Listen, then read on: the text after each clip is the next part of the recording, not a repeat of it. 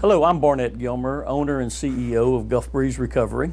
And I'm Kat Carley, Admissions Director at Gulf Breeze Recovery.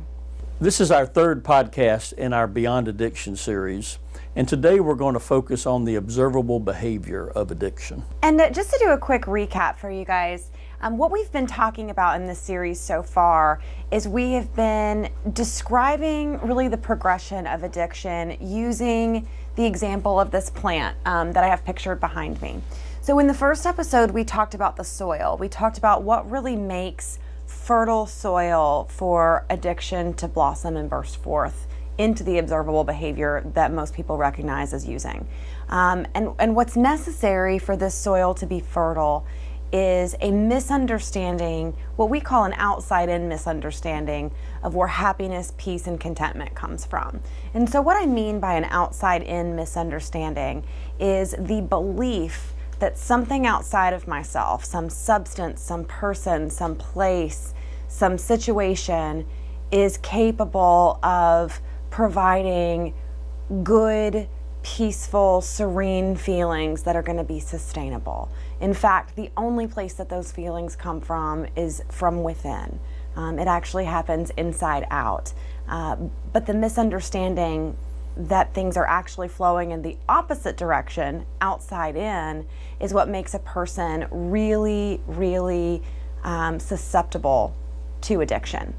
The next piece that we talked about in our second episode were these roots. And the roots are symbolic of anything that causes internal unrest, uncomfortable feelings. We talked about things like anxiety, depression, trauma, any number of things that create uncomfortable feelings. So when you have this combination of some root that is creating an internal unrest and uncomfortable feeling, and this firmly held belief that something outside of yourself is able to address that feeling and make it better in a sustainable way, what you have is a recipe for addiction to grow. And that's what we're going to talk about today. We're going to talk about everything that happens above the soil. What do we see when a person is falling prey to addiction? What can we observe? What's happening with them? What's happening above the surface? And that's what we're going to get into now. And so, when we talk about the observable behavior of addiction, we talk about, when a person is in the cycle of addiction. And, the cycle of addiction comes by very stealthy. A person typically doesn't realize that they're in this cycle, that it happens really slowly.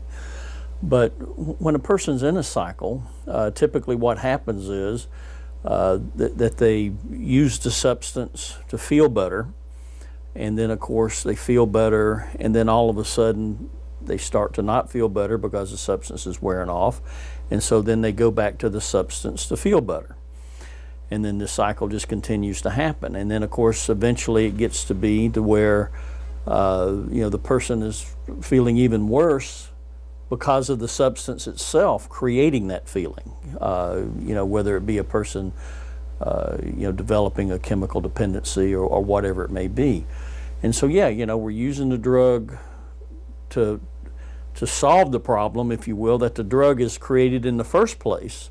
And that's what we progress to. And then we're just in this cycle of addiction and, round and round we go.